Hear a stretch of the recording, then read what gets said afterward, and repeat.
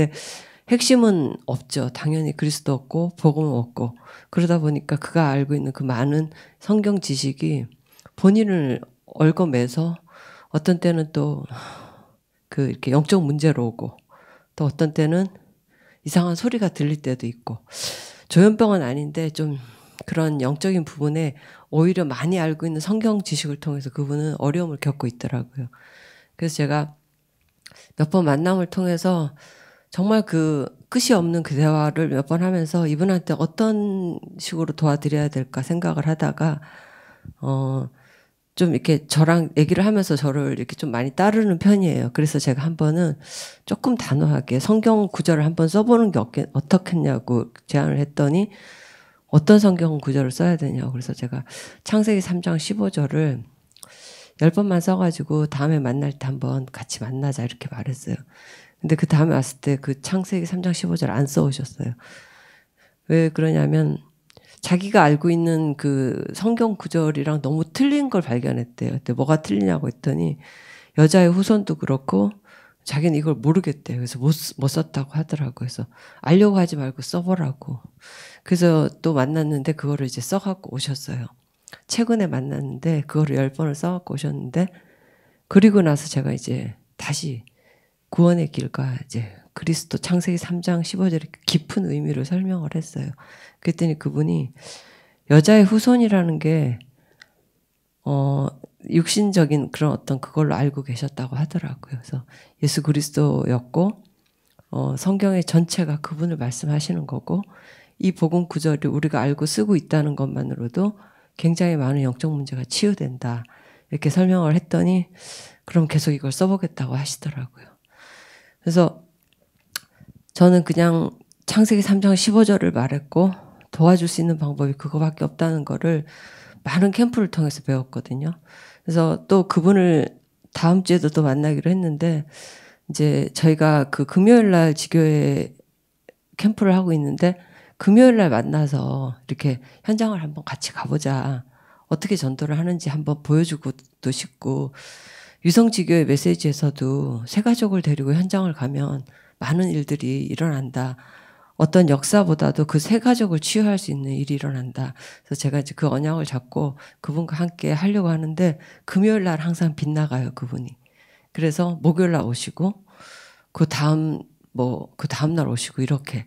그래서 계속 기도하면서 그분과 또 만남이 이어져서 현장을 같이 밟을 수 있도록 그렇게 인도받고 있습니다. 또 한 곳은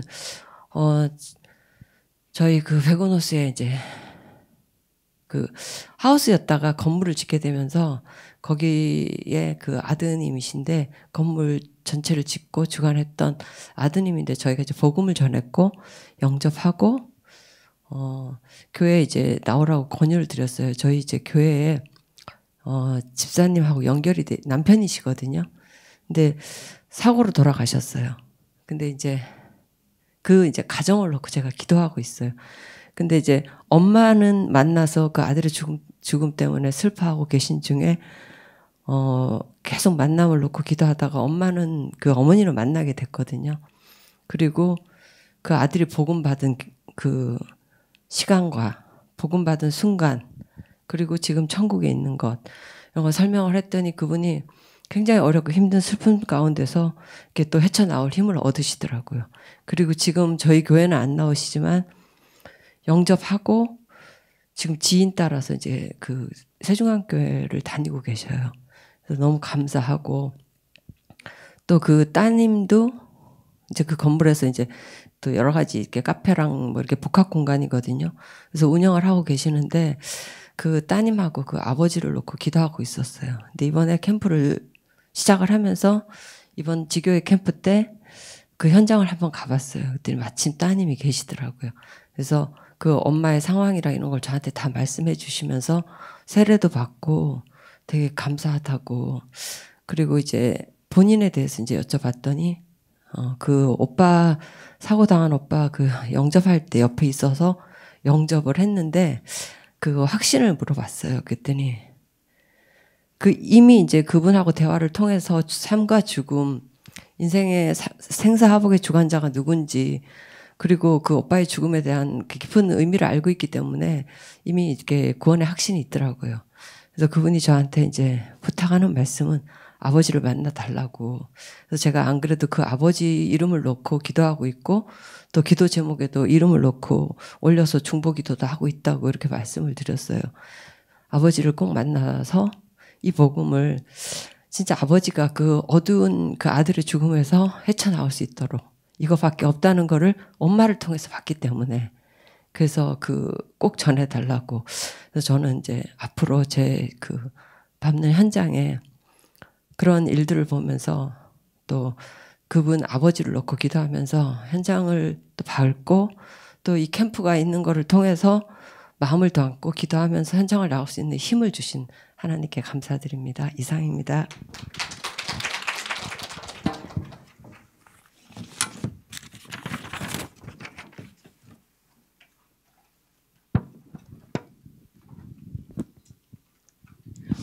오늘 말씀은 사도행전 12장 1절에서 10절 말씀입니다. 사도행전 12장 1절에서 10절 말씀.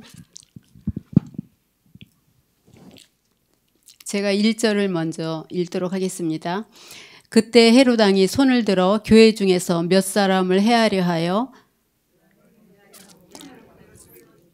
유대인들이 이 일을 기뻐하는 것을 보고 베드로도 잡으려 할세. 때는 무교절 기간이라.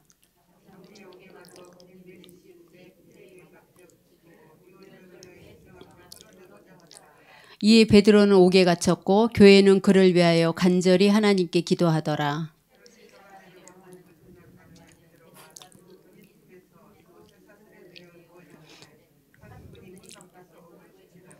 호련히 주의 사자가 나타나매 옥중에 광채가 빛나며 또 베드로의 옆구리를 쳐 깨워 이르되 급히 일어나라 하니 쇠사슬이 그 손에서 벗어지더라.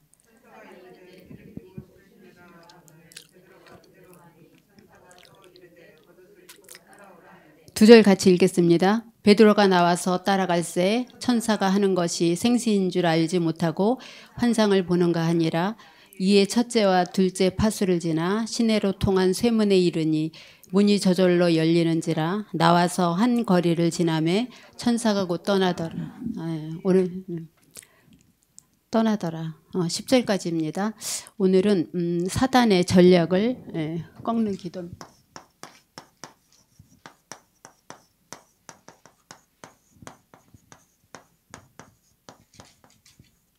꺾는 기도.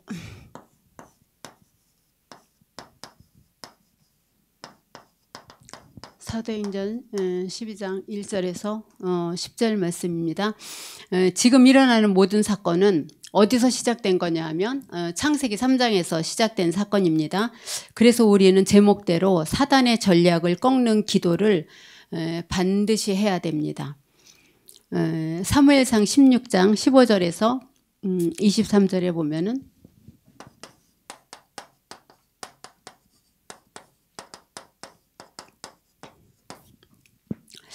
23절에 보면은 보니까 사울의 왕 마음속에 악신이 들어갔다고 했습니다.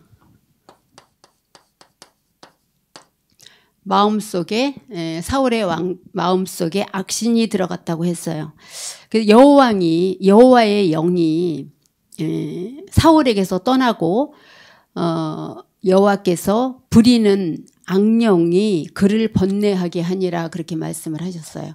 성경에 보면은 그래서 여호와의 부리는 영이 악신이 사울의 마음속에 들어갔다 그랬는데 하나님이 이것도 하시는 일이에요. 그렇게 되니까 갑자기 다윗을 죽이려는 마음이 들었다 그랬어요. 우리 마음속에 어떤 마음이 들든지 그거는 하나님이 부리는 악령이 그 사람을 건드리는 거라고 생각합니다. 화가 나서 미워서 죽겠는데 그러면 이런 마음들을 너무 많이 갖게 돼요. 사람들이. 그렇죠? 막 화가 나고 막 죽이고 싶은 생각이 들고 그런 마음들을 얼마나 많이 갖게 돼요. 사울이 실제로 이거를 실천했어요. 다윗을 계속 죽이려고 따라다녔거든요. 오늘 본문 말씀인 사도행전 12장 1절에서 12장 1절에서 3절에도 2절에도 보니까 여기 본문에도 그렇게 나와 있어요. 유대인들의 마음속에 저 초대교인들을 다 죽여야겠다는 생각이 난 거예요. 이것이 사단의 역사거든요. 전부 다 사단들이 하는 역사거든요. 그때 헤롯 왕이 손을 들어 교회 중에서 몇 사람을 헤아려 할 때 요한의 형제 야고보를 칼로 죽이니 그랬어요. 요한의 형제 요한과 야고보잖아요. 그렇죠? 우레의 아들이라고 그러기도 하고 굉장히 성정이 좀 거친 사람이긴 한데 제일 처음으로 순교를 하게 되잖아요. 여기서 요한은 형제 요한은 그 반모섬에 유배된 계시록을 쓴 요한이기도 하죠. 그래서 이 사단은 주로 어디에 역사하느냐? 유대인들의 마음속에 역사한다 그랬어요. 이 사단의 세력은 마음속에 역사를 해요. 마음을 파고들어요. 이것이 제일 무서워요.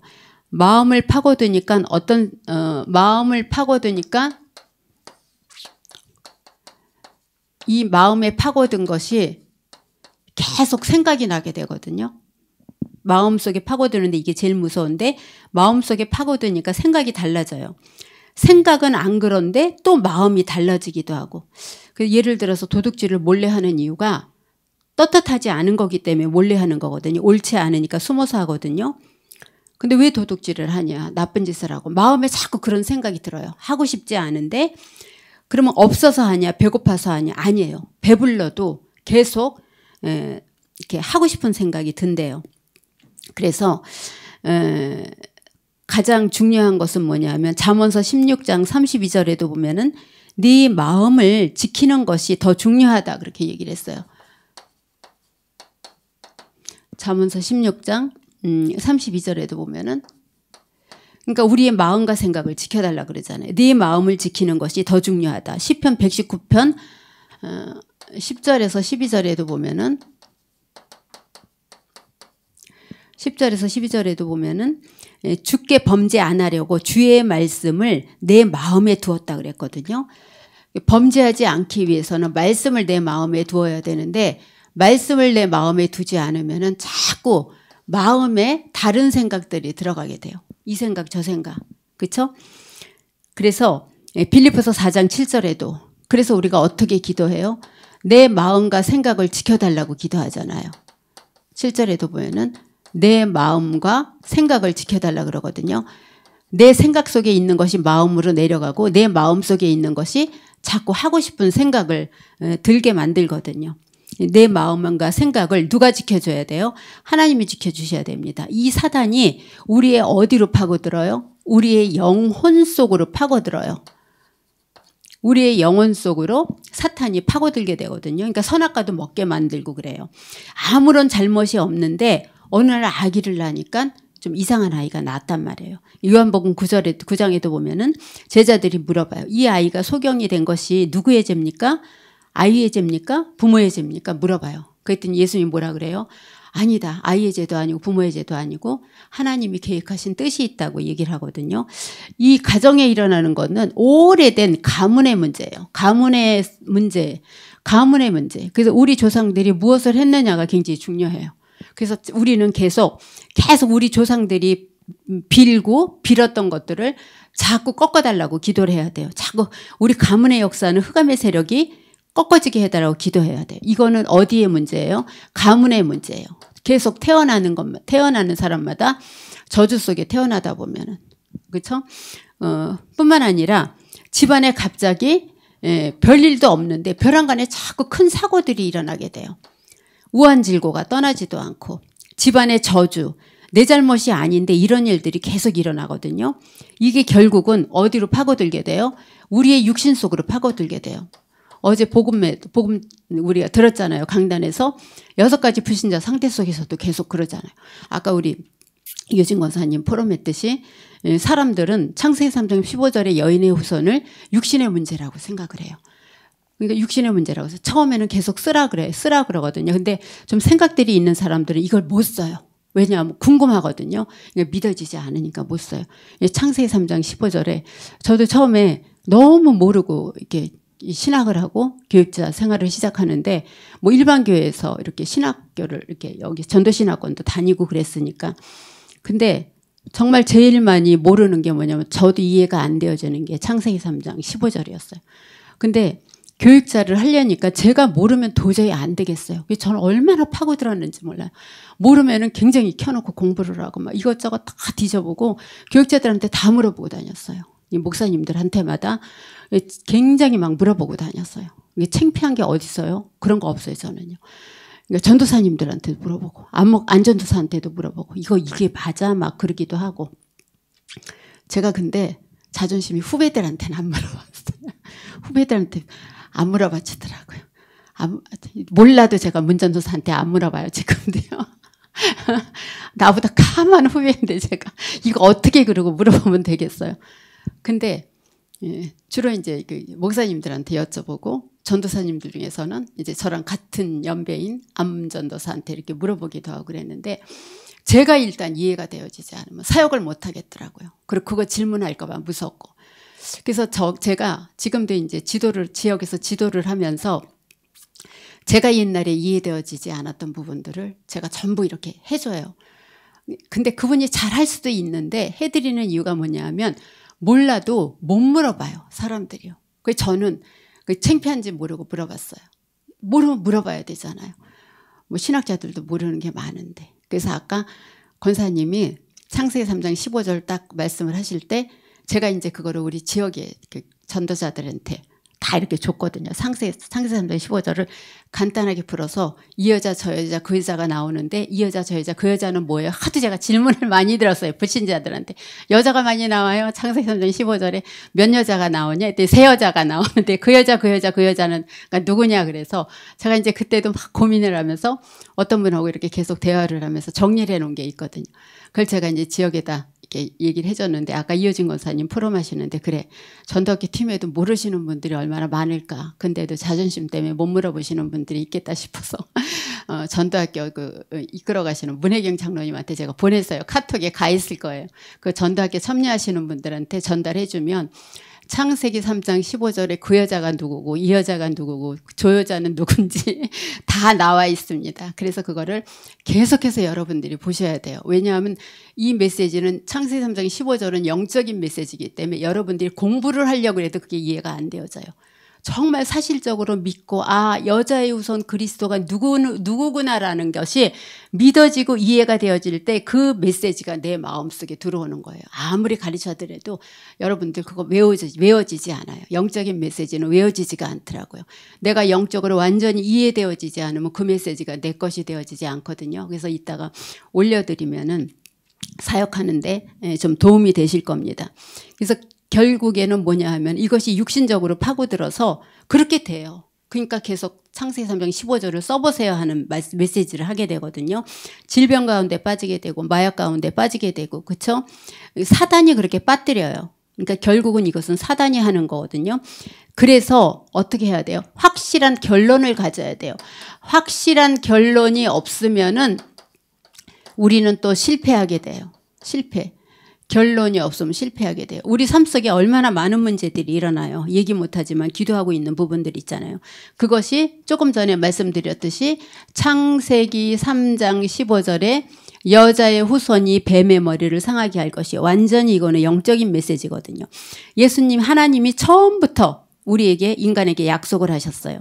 여자의 후손을 보내서 뱀의 머리를 상하게 할 것이라 완전히 박살냈다는 거거든요. 사단이 어디서 왔냐고 할 때 하늘에서 타락한 천사가 사단이 됐다고 분명히 계시록 12장 9절에 보면 나와 있어요. 창세기 6장 14절에 또 이스라엘 사람들이 창세기 3장 15절을 잊어버리니까 창세기 6장 14절에 누구든지 방주 안에 들어오면 무조건 산다 그러거든요. 다른 말 하나 하지 않으시고 방주 안에 들어와라 산다 그랬거든요. 이유는 뭐냐 하면은 이 이후에도 그렇고 이때 네피림 시대가 완전히 관영했다고 말씀을 하셨거든요. 요즘으로 말하면 귀신 들릴 사람도 많고 그렇죠. 이것들이 전문성 가지고 전문화를 만들어서 이 문화를 만들어놨기 때문에 누구든지 답이 방주예요. 방주 안에 들어오는데 어떻게 살아? 질문하지 않고 그냥 들어오면 돼요. 예수님도 우리한테 왜 죄를 졌냐고 물어보지 않으셨거든요. 해결책은 하나밖에 없습니다. 예수 그리스도. 그리스도 안에 들어오면 산다는 거예요. 그래서 구약의 주제는 뭐예요? 메시아를 보내겠다는 것이 구약의 주제예요. 그렇죠? 메시아를 보내겠다. 신약의 주제는 뭐예요?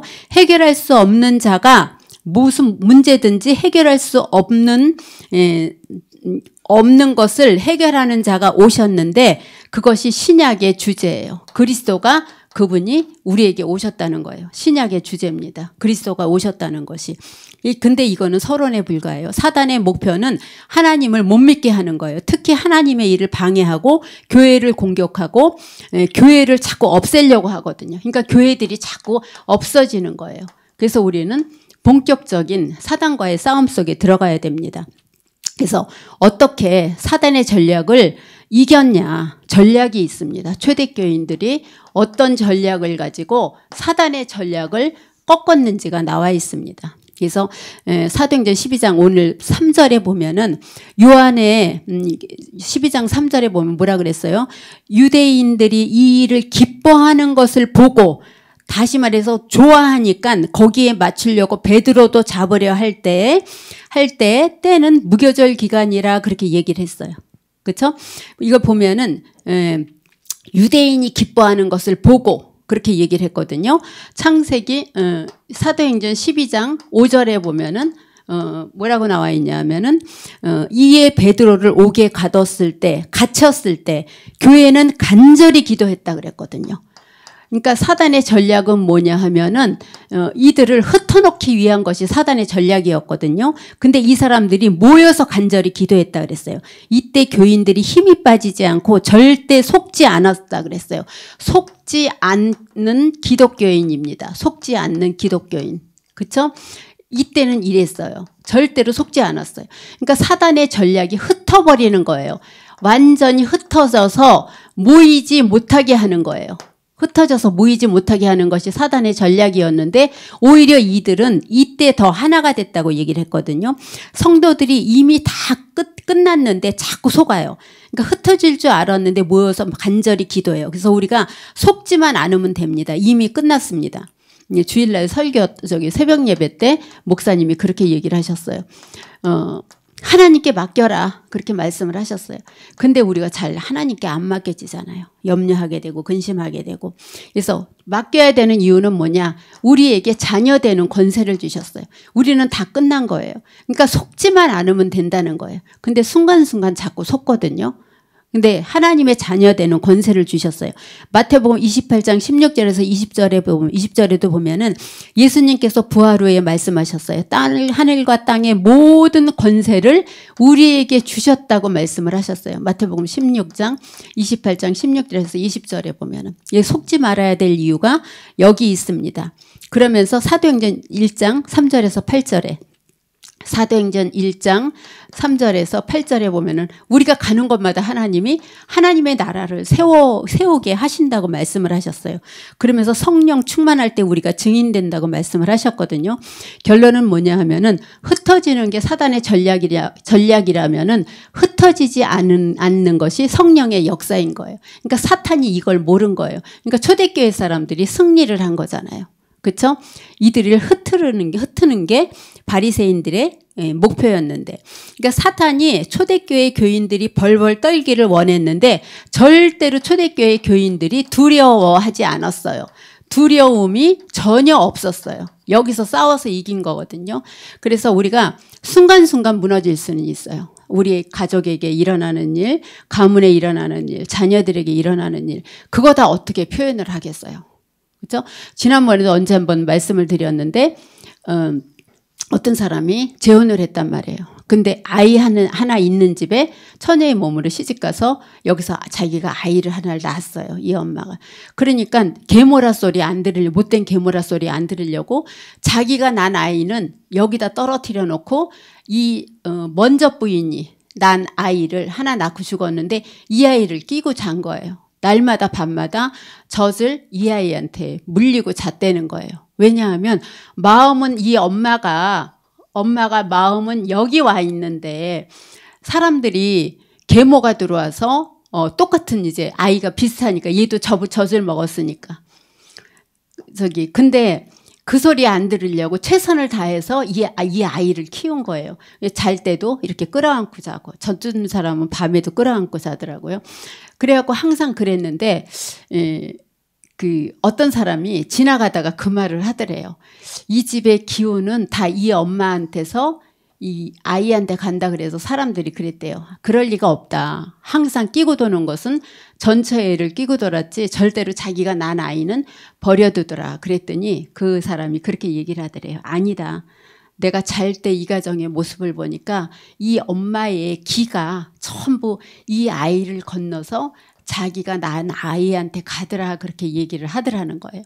그것이 무슨 마음이에요? 그것이 아이를 낳은 부모의 마음이에요. 부모의 마음. 그러니까 겉으로는 그 사랑을 못 받고 태어나서 사는 것 같지만 사실적으로는 엄마의 모든 기가 자기가 난 아이를 먼저 부인이 난 아이를 넘어서 이 아이한테 가더라는 거거든요. 그러니까 부모의 기가 그렇게 무서운 거라는 것을 이제 말을 하면서 그런 얘기를 하는 거예요. 그러니까 당당하게 자란 사람은 절대로 이런 것이 없는 거예요. 뭔가 확인한 사람은 절대로 이런 것이 없는 거예요. 그렇죠? 그래서 이제 그 말을 듣고 나서 느끼는 바가 많았다고 식구들이 얘기를 하더라고요. 그러니까 내가 어떤 사랑을 받느냐에 따라서 달라지는 거예요. 그거를 혹시 늦게 알았더라도. 그렇죠? 아이를 예를 든 이유는 뭐냐 하면은 아이를 떨어뜨려 놓는 그 엄마 마음이거든요. 그러니까 우리가 인생을 살아가면서 얼마나 많은 일이 있었겠어요. 그렇죠? 지금도 많은 일이 있었는데 우리 문장로님 같은 경우도 세월을 많이 사셨으니까 얼마나 많은 일이 있었겠어요. 다른 사람은 모르지만 막 가슴이 썩는 일도 있었을 거고 좋은 일보다는 그런 일들이 더 많을 거 아니에요. 그걸 누가 알겠어요. 하나님과 나와의 관계지. 초대교인들이 그것이 있었다는 거예요. 하나님의 사랑을. 이분들이 여기서 예수님을 본 사람들도 있고 안 본 사람들도 있거든요. 바울은 예수님을 보지를 못했다고 얘기를 하더라고요. 보지 않은 예수님을 신비적인 일을 통해서 단 한 번의 사건으로 하나님을 만난 거예요. 그런 믿음이 쉽지가 않거든요. 많은 일들을 가지고 살아오면서 절대로 한 번 하나님의 사랑을 전도자를 통해서 받은 사람이나 직접 받은 사람도 한 번의 그 사랑으로 말미암아 어떤 일이 있어도 이 속에 없었다는 거예요. 그렇죠? 근데 사단이 원했던 것은 바로 이거거든요. 근데 이스라엘 사람들은 초대교회 교인들은 전혀 두려움이 없었다는 거예요. 왜냐하면 하나님이 자기네들에게 어떤 사랑을 주셨는지를 알기 때문이에요. 전 초대교회가 흩어질 줄 알았는데 오히려 더 뭐가 됐어요? 오히려 더 원네스가 된 거예요. 흩어지려고 했는데 흩어지는 거에 반대는 원네스잖아요. 하나가 되는 거. 오히려 더 이렇게 된 거예요. 그러니까 사단이 여기에는 꼼짝을 못하는 거예요. 이런 일에는요. 하나가 돼서 기도할 때는요. 그렇죠? 이것이 바로 이기는 길이에요. 여자의 후손이 뱀의 머리를 상하게 할 것이요라는 거죠. 그 여자의 후손, 이제 오늘 메시지가 여자의 후손이 계속 이제 나오는데, 여자의 후손 누구세요? 하고 여쭤봤더니, 난가? 그러더래요. 왜 당신이에요? 그랬더니 나는 우리 엄마가 여자니까 그러더라는 거예요. 그래서 그래, 우리 교회에 물어보지 않고 고민하는 사람 중에 그렇게 생각하는 사람들도 되게 많겠다. 우리도 굉장히 헷갈렸으니까 복음을 알고 나서 이걸 알았잖아요. 그렇죠? 근데 어느 교회에서 이제 옛날에 다녔던 교회에서도 목사님들이 말씀을 하셨지만 가르쳐주지 않았기 때문에 그냥 읽었던 것들이 있잖아요. 그러니까 우리는 굉장히 성경을 굉장히 많이 알고 있는 거죠. 그래서 우리가 나가서 전도할 때 사람들은 꼭 평신도들한테도 그렇게 얘기를 한다며요. 전도사님이세요? 목사님이세요? 꼭 그런다며요. 그죠? 우리 옆에 사는 사람이 자기가 그때 이제 날씨가 되게 추운데 저는 이제 홍다방 지교회 수요 예배를 가고 있는데 엘리베이터에서 꼭 만나요. 근데 개가 있는데 개 좋아하는 분들한테는 죄송합니다. 전 개가 싫어요. 그러니까 몽클몽클 막 그런 게 싫어갖고 아이들이 그렇게 원했는데도 저희 집에서 개를 이제 안 키웠거든요. 개를 안 키웠는데 우리 옆집에 그 개가 나날이 토실토실해져 가는 거예요. 근데 그분은 그게 사랑스러운 거예요. 토실토실하다고. 나는 볼 때마다 뭘 먹고 저렇게 토실토실해 개가. 이제 저는 자꾸 그러는데 밖으로 나오면 안 되잖아요. 그러니까 반대로 얘기를 하는 거예요. 걔가 뭘 먹고 뚱뚱해요? 이렇게 얘기를 하거든요. 근데 그분은 그게 싫은 거예요. 아니 뭐 뚱뚱하다 그러세요. 뭐 통통하다 그러지. 그래서 아니 뭐 뚱뚱한 거나 통통한 거나 그랬더니 그분이 뭐라 그러냐면 그게 뭐가 똑같아요 그러더라고요. 그래서 뭐 통통한 거는 예쁜 거고 뚱뚱한 거는 욕하는 것 같은 느낌이 들대는 거예요. 그래서 그래도 걔는 걔죠. 그냥 제가 그렇게 얘기를 했는데 그분이 이제 그 엘리베이터를 같이 타게 됐어요. 그래서 제가 잠깐 모셔다 드릴게요. 날 추우니까 어디 가서 했더니 청계를 간대요. 제가 이제 그분이 이게 절에 다니는 건 알아요. 그래서 이제 태워드리면서 이런저런 얘기를 하려면서 청계 어디 가세요? 내가 모셔다 드릴게 했더니 들어도 모르실 거예요. 그래서 제가 모르는 데 빼곤 다 알아요. 어디 가세요? 그랬더니 자정원 관대는 거예요. 자정원이라고 절이 있어요. 우리 얼마 전에 거기 신방했잖아요. 우리 김보람 집사님 거기 사시는데 자정원 바로 옆에 사시거든요. 거기 가면은 그 돌부처가 2개가 있어요. 어른 돌부처랑 앉아있는 애기 돌부처랑 들어갈 때마다 우리 목사님하고 똑같은 욕합니다. 우리 목사님이 절에 가서 무슨 기도 하시게요? 딱 대웅전에 들어가서 탁 이렇게 스님들 앞에서는 이렇게 뭐 불경하는 거 하면서 뭐라 그랬죠? 엿먹어라 그런다며. 저도 거기 갈 때 엿먹어라 그러고 우리 목사님도 뭐 그렇게 하는데 뭐 저는 이제 2개가 있으니까 2번 엿먹어라 그러고 들어가거든요. 너 저 자정원 잘 알아요. 그랬더니 거기를 어떻게 하세요? 너무 좋아하시더라고요. 그래서 제가 거기 날마다 제가 돌면서 기도해요. 날마다 안 돌거든요. 신방 갈 때만 가지. 바쁘신데 뭘 거기를 이렇게 돌면서 기도를 하세요. 그러길래 제가 사실은 목사인데요. 그때 이분이 너무 깜짝 놀라는 거예요. 그러면서 뭐라 그러냐면 절에서 나오는 떡이랑 과일 안 갖다 드리길 잘했네 그러더라고요. 그래서 뭐 구태여 갖다 주는 거 안 먹을 이유는 뭐가 있어요? 먹는 음식인데 했더니 목사님들도 절에 나오는 음식 먹어요 그러더라고요. 그래서 찾아서 먹는 건 아니지만 뭐 주시는데 버리겠어요. 그냥 그러고 말하는데 그러다가 저는 정말 주는 거 아닌가라는 생각이 들었어요. 이 말씀을 왜 드리냐면 그 옆에 할머니가 한 분 사세요. 그 집과 우리 집 옆에. 근데 이제 그분은 절로 인도하고 싶고 저는 이제 교회로 인도하고 싶어서 작업 중이긴 한데 이제 그분은 주로 떡하고 과일을 갖다 드린다고 그러더라고요. 그래서 떡하고 과일을 갖다 드리는데 저는 아무것도 갖다 드리진 않는데 이제 한 번씩 이렇게 과일 같은 거 들어오면 제가 이렇게 한 박스씩 이렇게 드리고 하거든요. 그분이 이제 곧 돌아가실 것 같아요. 돌아가시면 저 책임이 난데 싶은 생각이 들어서 좀 본격적으로 해야 되겠다는 생각이 듭니다. 제가 그 자정원이라는 얘기를 듣고 이제 그 근처에 내려드리면서 그 말씀을 드렸어요. 옛날에 어려서 교회도 한 번 안 나가보셨냐 그랬더니 학교 때는 교회를 다녔다 그러더라고요. 근데 인생이 행복이 없더래요. 결혼하고 그래서 이제 그 결혼하고 나서부터는 일을 하려고 일을 찾았는데 그 절에서 헌신을 좀 해달라고 연락이 와서 그때부터 지금까지 그렇게 매일 거기를 출근한다고 얘기를 하더라고요. 그래서 같이 이렇게 얘기를 나누고 저희 집에 한번 이렇게 들어오시라고 얘기를 했는데 모르겠어요. 하나님이 하시는 일들이니까. 그래서 우리가 인생을 살아가면서 많은 일들이 일어나긴 하는데 삶 속에서 일어나는 일들 속에 우리가 속해 있는 곳에 전도할 것이 많다고 말씀을 하셨거든요. 그래서 우리 주위의 사람들을 이렇게 돌아볼 때 우리 가장 중요한 전도 대상자들이 우리 옆에 있는 게 아닌가라는 생각이 듭니다. 그러면서 끊임없이 이렇게 말씀을 볼 때도 우리가 말씀 공부를 하거나 말씀을 들을 때도 생각나는 사람들이 있잖아요. 생각나는 사람들을 생각하면서 들기도 하잖아요. 근데 가장 중요한 것은 뭐냐 하면은 영적 싸움입니다. 아무리 옆에 있는 사람이 절을 다니고 천주교를 다니고 교회를 다닌다고 할지라도 올바르게 복음을 아는 사람들을 저는 한 사람도 못 봤거든요. 지난번에 얘기했듯이 여기 4단지에서 성경 그룹으로 모여서 하는 그룹이 있대요. 4단지예요. 저희 옆집 그 같은 층에 그 2대 나오신 할머니가 그렇게 말씀을 하시더라고요. 제가 2대 나온 사람이에요. 그렇게 얘기를 하시더라고요. 혼자 사신다고 얘기를 하시는데, 그러니까 주위에 우리가 보면은 여러 종류의 사람들이 모여 사는 것 같아요. 그 중에서도 우리가 가장 중요한 것은 초대교회 교인들 같이 완전히 사단에 속지 않고 우선 내가 먼저 사는 것이 굉장히 중요하다고 할 수가 있겠죠. 그래서 신앙생활의 기준은 속지 않는 겁니다. 마귀에 속지 않으면 언젠가는 복음을 선포할 기회를 하나님이 주십니다. 그래서 오늘도 우리가 전도학교 끝나고 나가는 현장에 오늘도 혹시 하나님이 계획하신 시간표가 있나를 확인하러 나가는 겁니다. 사단이 지는 것은 확실해요. 사단이 지는 것은 확실한데 분명한 건 뭐냐 하면은 우리가 눈에 보이지 않는 사단에게 넘어갈 수 있거든요. 그러니까 오히려 우리가 사단을 속여야 돼요. 우리가. 거꾸로 생각해서. 그래서 우리 성도들이 속을 줄 알았는데 오히려 언약 잡고 원네스가 되어졌어요. 자, 속지 않는 지도자가 있어요. 속지 않는 지도자 중에 누가 있냐 하면은 베드로가 있습니다. 속지 않는 지도자 중에 베드로가 있는데 베드로가 있고 바울이 있습니다. 베드로가 있고 바울이 있는데 이 사람들을 하나님이 쓰셨습니다.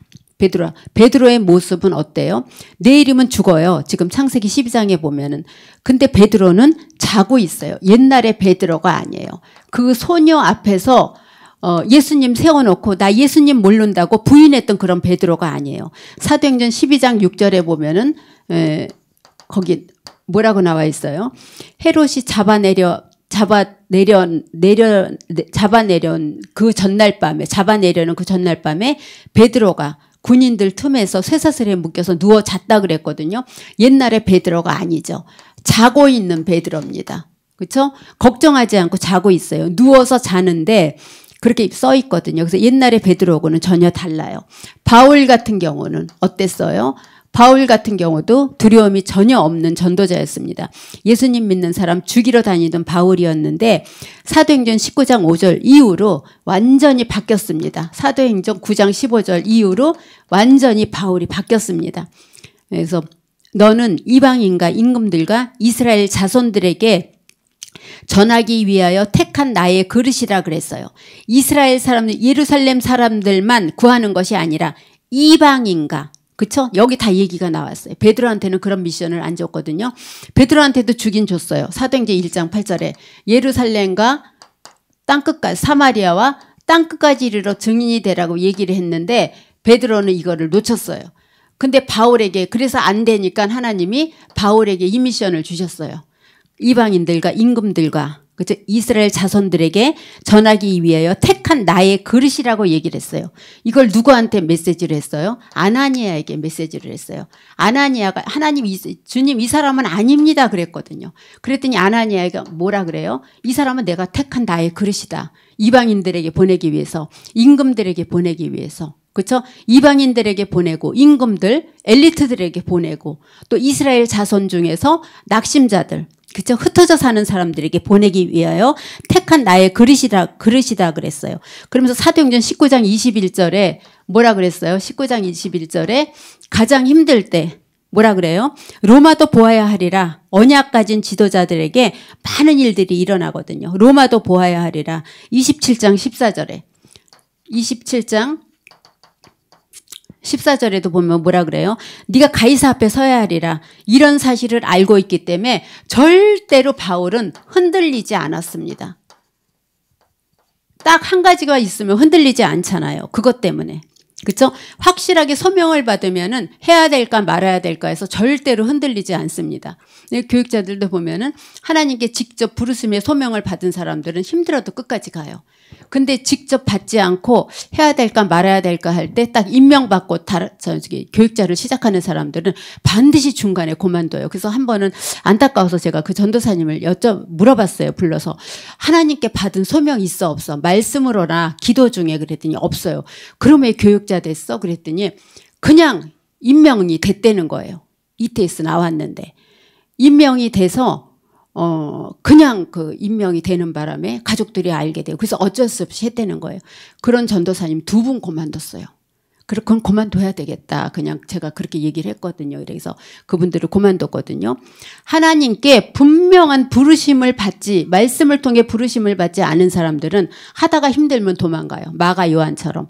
물론 마가 요한이 1차 전도 여행 중에 떠나긴 했어요. 떠나긴 했지만 결국은 베드로를 통해서 제자로 세워지고 삼촌인 바나바를 통해서 분명한 제자로 세워져서 나중에는 그 바울이 뭐라 그랬어요? 이쪽으로 올 때 요한을 데려와라. 그렇게 얘기를 했거든요. 그런 일꾼으로 세워지긴 했어요. 분명히 부르심의 소망이 없으면은 힘들면 도망가게 돼요. 이때 그 마가 요한이 죽을 뻔했거든요. 1차 전도 여행 때 힘들면 도망하게 돼요. 그래서 우리는 분명히 소명 중에 사명 중에 하나님의 부르심이 확실하게 있어야 돼요. 그러면 절대로 떠나지 않아요. 너무 힘들어도 나 그만둘래요. 그런 말은 안 해요. 내 시험에 빠져서 스스로 그만둔다 그러지. 이런 사실을 알고 있기 때문에 절대로 베드로도 바울도 흔들리지 않았습니다. 그래서 우리가 오늘도 현장 나가는 우리들이 확실하게 베드로와 같이 바울과 같이 어떤 경우에도 흔들리지 않는 그런 부분들이 있어야 됩니다. 요한 보세요. 요한이요. 그쵸? 이 사람이 계시록을 썼어요.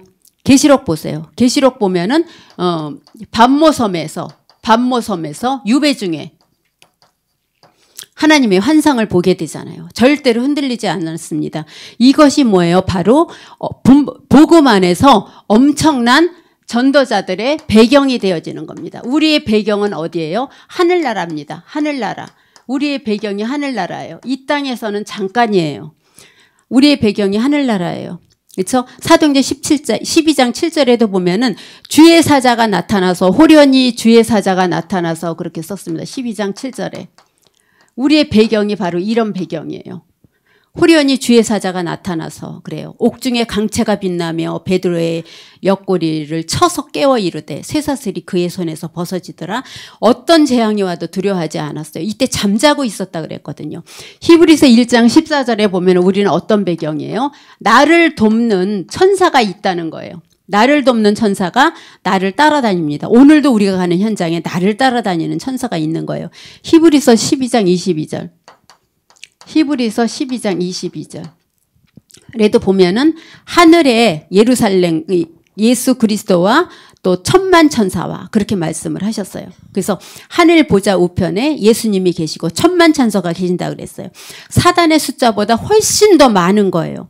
그래서 구약 성경의 중요한 사건마다 보면은 하나님이 주의 천사들을 파송하십니다. 구약 성경에도 보면은 주의 천사들을 파송하시는데 오늘도 우리가 나가는 현장에 주의 천사들을 파송하십니다. 신약에는 더 많이 나타났어요. 신약에도 더 많이 천사들이 나타납니다. 우리를 돕기 위해서 어떤 사건 속에서도 항상 사건마다 나타납니다. 신약이 여기도 보면은 사건마다 나타납니다. 구약에도 신약에도. 그렇죠? 뿐만 아니라 출애굽기 14장 19절에 모세 앞서 주의 천사가 나타났다고 얘기를 했습니다. 구약에 보면은 출애굽기 14장 19절에 그다음에 다니엘서에도 나타났습니다. 6장 22절. 다니엘 앞서 주의 천사를 보내사 사자의 입을 봉했다고 나와 있습니다. 현장에 나가시면서 이 말씀 붙잡고 가시기 바랍니다. 그래서 히스기야가 기도 중에 날도 새기 전에 주의 천사를 보내사 아수르 군사 18만 5천 명을 한순간에 송장으로 만들었다 그랬습니다. 왕하 19장 35절에 보면은 18만 5천 명을 한순간에 송장으로 만들었습니다. 신약에도 계시록 8장 3절에서 5절에 보면은 계시록 8장 3절에서 5절에 보면은 신약에도 천사들을 보내서 우리의 기도가 하나도 땅에 떨어지지 않도록 하나님이 천사들을 통해서 작업을 하고 계십니다. 지금은 말세지 말입니다. 주의 천사를 보내서 우리의 모든 기도를 들으시고 전부 심부름시키고 계십니다.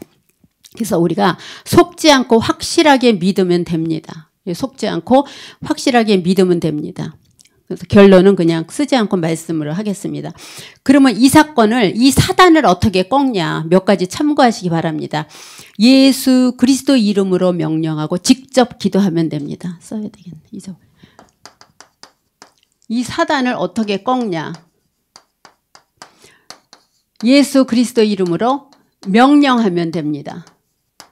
명령하고 기도하면 됩니다. 계속 흑암을 꺾으면 됩니다. 그래서 바울이 전도할 때 가는 현장마다 흑암을 꺾는 기도를 하지 않으면은 살 수가 없는 그런 현장이었거든요. 그야말로 계속 열심당들이 따라다니고 죽이려고 하고. 근데 우리는 지금 조건이 우리를 따라다니는 죽이려고 하는 존재들이 없어요. 절대로. 혹시 있다 할지라도 우리 속에는 빛이 있기 때문에 흑암의 권세가 우리를 건드리지 못하고 깨트리지 못합니다.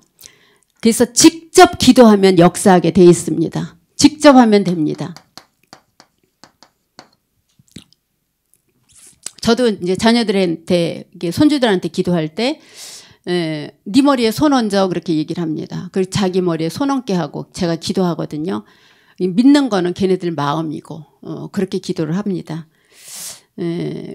내가 가지고 있는 걸 주는 거예요. 제가 돈이 많으면 돈을 줄 텐데 돈이 많지 않으니까 이제 얘네들을 위해서 기도해 줄 수밖에 없겠구나라는 생각이 들어서 항상 기도할 때 지역 놓고 기도하고 지교회 놓고 기도하고 전도팀 놓고 기도하고 자녀들 놓고 그렇게 기도하거든요. 만나진 못하지만 만난 것 같이 기도를 합니다.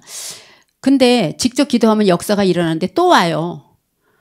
또 오기 때문에 우리는 뭐로 준비를 해야 돼요? 그래서 뿌리를 내리라는 거예요. 절대로 꺾여지지 않도록. 이것이 이 사탄이 예수 그리스도 이름으로 명령을 하면 완전히 떠나면 되는데 떠났다가 또 와요. 그래서 복음이 뿌리 내리라는 거예요. 그래서 강단의 메시지가 구원의 길 메시지를 하셨잖아요. 구원의 길 메시지를 하셨는데 또야 그러면 안 돼요. 똑같은 메시지인데 오늘은 또 다르게 드리네. 내 영적 상태에 따라서. 내 영적 상태가 좋으면 그것이 전부 다 나에게 축복으로 들려지고 내 영적 상태가 좋지 않으면 다시 일어날 수 있는 발판이 되고 디딤돌이 되는 거고 그렇게 되는 거거든요. 그러니까 너무 좋아요. 새롭게 뭘 자꾸 끄집어내서 기도하려고 그런 생각이 안 들어서. 그래서 사단이 또 오기 때문에 복음의 뿌리를 내려야 돼요. 이것보다 더 좋은 방법이 있어요. 사단의 주특기가 속이는 건데 눈에 안 보이게 속이는데 사단을 제대로 이기는 방법은 우리가 사탄을 속이면 됩니다.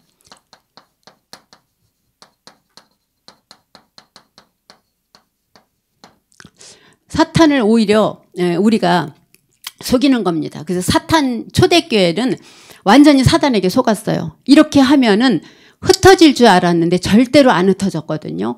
그것이 바로 사단이 스스로 속는 거거든요. 그러니까 초대교회 교인들을 잘못 본 거죠. 그러니까 절대로 사탄이 보기엔 내가 우습게 보이는 거예요. 아무렇지도 않게 보이는 거거든요. 건드리면 내가 넘어질 존재로 보이는 거예요. 근데 사단을 속이는 건 뭐예요? 사단이 속았다는 마음이 들게. 겉으로 보기에는 흔들릴 줄 알았는데 절대로 딴지 걸어도 안 넘어지네 라고 오히려 사탄이 도망갈 수 있는 그렇죠? 그런 일들을 만들어주는 거죠. 불신앙 앞에서는 누가 왕이에요? 불신앙 앞에서는 사탄이 왕이에요. 사탄이 왕 노릇해요. 여기에 내주면 안 되잖아요. 그렇죠? 우상숭배하는데 왜 잘 돼요? 잠깐이에요.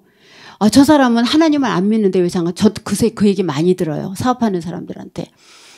저기는 믿지도 않는데 왜 잘 돼요? 근데 잠깐이라 그랬어요. 그거는요. 그러니까 잠깐 보여지는 것 때문에 내가 잠깐 힘든 것 때문에 그래도 우린 죽진 않잖아요. 잠깐 힘든 것 때문에. 그거는 잠깐이랬어요. 이건 잠깐이에요. 여기에 절대로 속지 마시기 바랍니다. 그들이 잘 되는 것에. 그 다음에 복음 앞에서는 사단이 완전히 결박이 되어져요. 복음 앞에서 완전히 결박이 되어집니다. 내가 좀 엉터리인가? 다시 생각해 보시기 바랍니다. 절대로 사단 앞에서는 내가 엉터리가 아니에요. 사단은 완전히 힘이 없어요. 그렇죠? 나무를 만들어놨는데 깎아졌는데 발로 치면 그게 부러지는데 그게 무슨 힘이 있겠어요. 가서 자르면 힘없이 넘어지는데 올바른 복음 가진 교회에는 어마어마한 능력의 역사가 일어납니다. 복음 가진 교회, 우리 교회가 복음 가진 교회입니다. 이게 어마어마한 능력이 있는 겁니다. 말씀을 들을 때마다 아멘하고 그렇죠? 그래서 복음 가진 교회는 어마어마한 하나님의 능력이 있는데 자 성령의 역사는 절대로 한계가 오지 않습니다. 성령의 역사는 한계가 없습니다.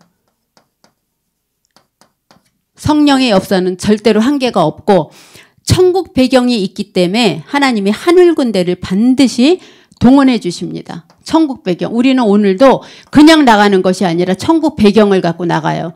배경을 갖고 나가면은 하나님이 군사를 보내주셔요. 우리는 오늘 전쟁하러 가는 거기 때문에 군대를 보내주십니다. 히브리서 1장 14절에 사단의 세력을 이기는 어마어마한 힘이 뭐예요? 사도행전 1장 8절이에요. 사단 이기는 힘. 힘이 성령의 역사입니다. 성령의 역사. 사도행전 1장 8절에 이 말씀이 여러분들 오늘 가는 현장에 내가 아무것도 아닌 거는 내가 정체성이 확실하지 않아서 그래요. 나 같은 게 무슨 내가 나를 우습게 보면 사단은 나를 더 우습게 봐요. 내가 좀 그럴지라도 강하게 나가면 돼요. 없는데 있는 것처럼 속이라는 것이 아니라 뭔가 없고 우습게 보여지는데 그 사람 배경이 절대로 우스운 게 아니거든요. 왜냐하면 내가 움직이는 곳에 나의 배경은 하나님이 일일이 간섭하고 계신다는 거거든요. 그래서 오늘도 현장을 나가는데 분명히 현장을 놓고 준비 기도하고 나오셨을 거예요. 그러면 분명히 말씀은 성취되어지게 돼 있어요. 그래서 두 분씩 팀을 짜서 나가는데 내가 오늘은 이분을 도우러 나가는 것이 아니라 오늘 내가 주인공이 되어져서 나가는 거예요. 그래야지 하나님이 하시는 일들을 볼 수 있어요. 많은 사람 중에 이 사람은 만나게 하고 저 사람은 만나게 안 한다는 없어요. 이 사람은 하나님의 시간표 속에 있고 저 사람은 하나님의 시간표 속에 없는 것이 아니에요. 하나님의 뜻과 계획이 자꾸 갈수록 열리는 사람이 있고 지금 계속 기도를 받아서 준비가 되어진 사람이 있어요. 그래서 하나님이 그때그때 따라 하나님이 인도하시는 거기 때문에 믿음으로 나가시기 바랍니다. 이 시간 우리 찬송가 부르면서 준비하신 헌금하시도록 하겠습니다.